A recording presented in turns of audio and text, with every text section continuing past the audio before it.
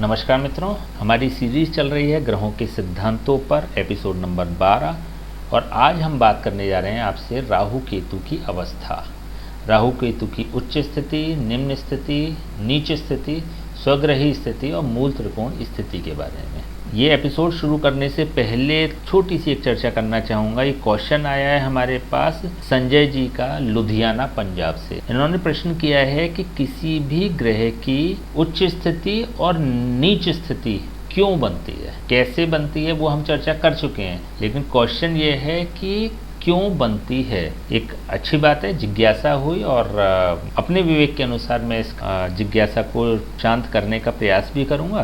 Basically होता क्या है कि जब भी हम कोई ऑथेंटिक ग्रंथ पढ़ते हैं तो कहीं पर भी किसी भी ग्रह की उच्च और नीच अवस्था क्यों बनती है, इसके बारे में कोई अभी तक चर्चा नहीं करी गई है। लेकिन मैंने जितना माना है, मैंने जितना पाया है अपने विवेक के अनुसार, एक्चुअली जैसे हम बात करते हैं सूर्य की, चंद्रमा की, मंगल की, बुध की, इसमें उच्च और नीच स्थिति के बनने का कारण ग्रह नहीं है। ग्रह से मतलब ये है कि मान लीजिए कि सूर्य मेष राशि पर उच्च का होता है और 10 अंश पर होता है, 10 डिग्री पर होता है। ये एक सिद्धांत है, सभी ग्रहों के अपने अंश दिए हुए हैं। जब उच्च और नीच की बात करी थी तो हमने इन सब की चर्चा कर चुके हैं। सूर्य का मेष राशि में 10 डिग्री पर, 10 अंश पर उच्च की स्थिति बन जाती है, लेकिन इसमें किसी ग्रह का कोई कंसिडरेशन नहीं है।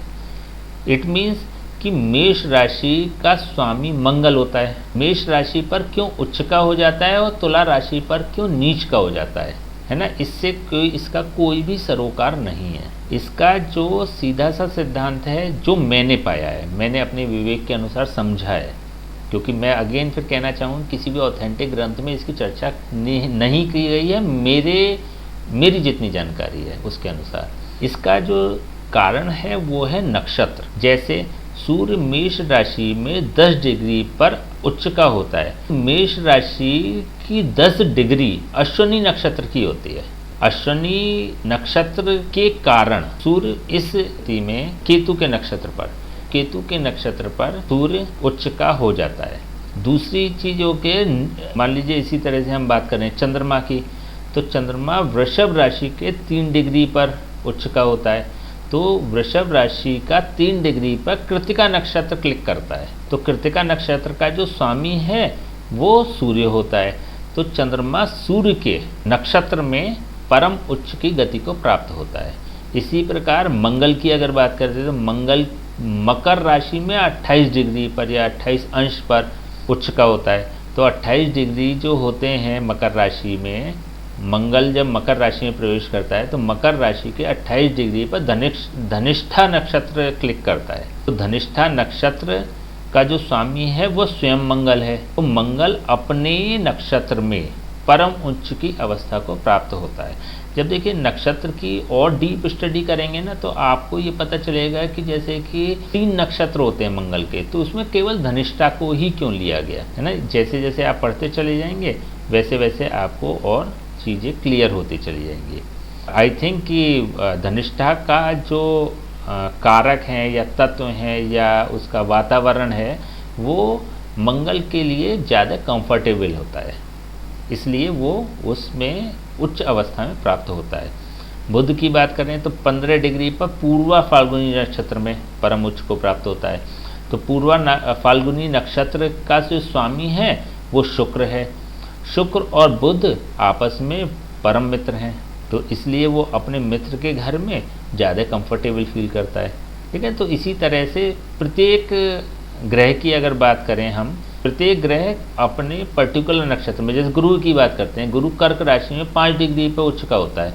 5 डिग्री पे जब कर्क राशि में पुष्प नक्षत्र क्लिक करता है और पुष्प का जो स्वामी होता है वो शनि होता है। अब वैसे भी अगर एस्ट्रोलॉजिकली देखें तो गुरु और शनि के जो कॉम्बिनेशन होता है वो बड़ा अच्छा माना जाता है कुंडली में। तो ये भी जो एक स्थिति है कि क्यों उच्च का हो जाता है, वो इसलिए उच्च का हो जाता है क्योंकि शनि के नक्षत्र में गुरु अपने आप में ज़्यादा कंफर्टेबल फील करता है, उसके तत्वों में वृद्धि होती है, इसलिए ये इसमें परम स्थिति में प्राप्त हो जाता है। तो इसी तरह से और भी सारे ग्रहों को लेंगे। तो जैसे जैसे आप नक्षत्रों की और आगे हम नक्षत्रों की बात भी करेंगे, एक एक नक्षत्र की बात करेंगे, वो भी उसके कंटेंट्स की बात करेंगे। तो जब उसकी हम चर्चा करेंगे तो शायद आपको ज़्यादा क्लियर हो जाए चीज़ें, क्योंकि अभी तक आपने नक्षत्र पढ़े नहीं हैं, और जब तक आप उसको पढ़े नहीं हैं तब तक बहुत ज़्यादा चर्चा करना एट ए ग्लांस उतना उचित नहीं होगा, या फिर इन सीधे शब्दों में कहे तो आपको उतना ज़्यादा उसको ग्रेस्प कर नहीं पाएंगे चीज़ों को। चलिए, तो ये इनका एक क्वेश्चन था जिसका निवारण बड़ा ज़रूरी था। चलिए हम बात करते हैं आज राहु केतु की अवस्था के बारे में, उच्च स्थिति, नीच स्थिति, स्वग्रही स्थिति और मूल त्रिकोण स्थिति के बारे में। सबसे पहले हम बात करते हैं राहु की। अगेन मैं कहना चाहूँगा, जो मैंने पिछले एपिसोड में आपसे बात करी थी, अगेन उस चीज़ को मैं रिपीट करना चाहूँगा कि राहु और केतु के बारे में स्वग्रही स्थिति, उच्च स्थिति, मूल त्रिकोण स्थिति, किसी भी स्थिति के बारे में ऑथेंटिक ग्रंथों में कोई चर्चा नहीं हुई है, लेकिन कुछ एडवांस लिटरेचर्स में चर्चा हुई है जिसमें कि राहु केतु को पर्टिकुलर स्थान दिया गया है।